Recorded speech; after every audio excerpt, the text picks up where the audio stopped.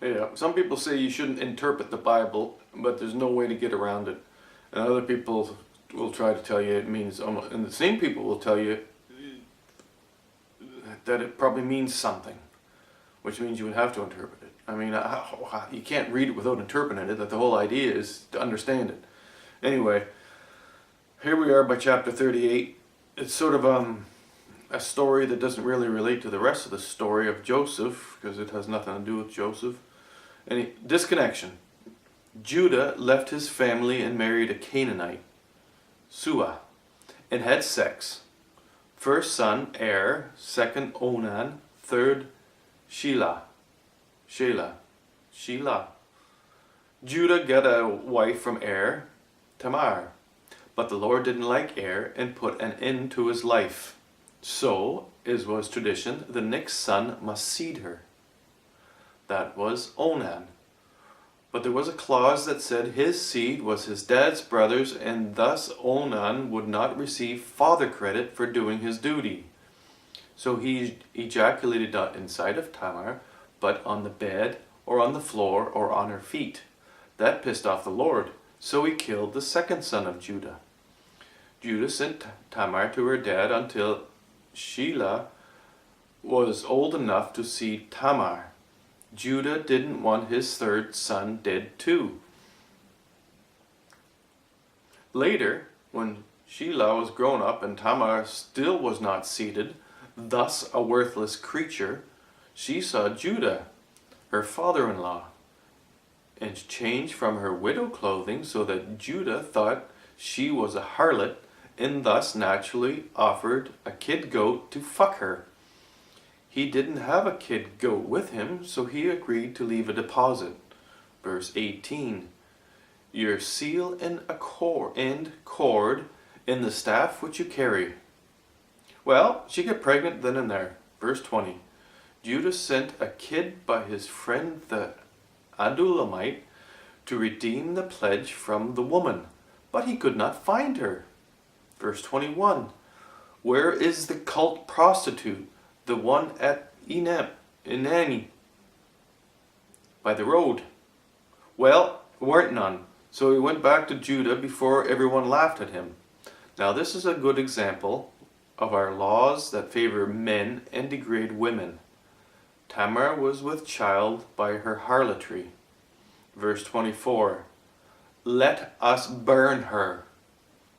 Luckily for Tamar, she still had Judah's stick, and he knew he should have made his third son fuck her.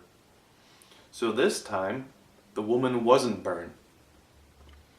Western religion is mockery, a vile lie. She had twins. One stuck his hand out, got a red ribbon, and went back in to wait for his brother to get out first. And so what? I mean, why is that verse in there? I mean, why is a lot of it in there? But I think a lot of it's actually in there to confuse the issue, because there's some very, very, very poignant things in here that might awake us to the fact that things really are disgusting. For example, it is okay to pay a goat to fuck a harlot, but for a harlot to have a child through harlotry, it can be punishable by death. I mean, where is the balance on that?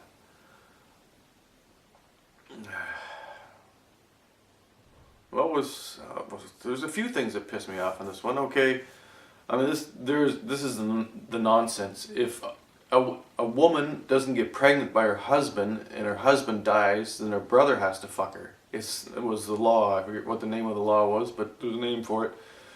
And then, of course, that's where it all started out from. And obviously, she wasn't a hag or anything. It's just that they wanted to have credit for the kids they made, as if it's hard for a man to shoot a load of sperm out into a woman. And I mean, it's all completely and utterly patriarchal nonsense, and it sometimes embarrasses me to be part of the male situation. I don't know. Why do women put up with monotheistic religion? Or maybe they don't. Maybe they just pretend to, and maybe there's going to be a big revolution.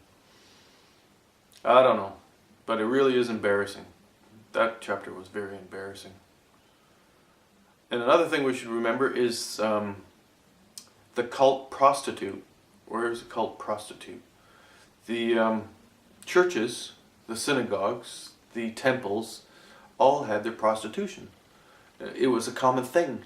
And part of the reason prostitution was a common thing is because of poverty. And there are a small percentage of women who will have sex for money because it's very profitable. But there's a lot of them that are doing it because they don't have any other way to make the money that's needed to buy the food. And here she was paid directly a goat. Maybe she would eat the goat, the kid goat, or she would let it grow up and use the milk. But the whole thing is, as long as there's enough poverty, there's enough young women who will sell their bodies for next to nothing. Not that it's bad if a woman chooses that, it's just that the system has almost forced a lot of them to do it. And of course, a lot of our prostitutes these days are from very cheap slaves. Slaves cost just about nothing these days. I think you can buy a woman for a couple $100, or a girl for a couple $100, ship her over to anywhere, even Germany.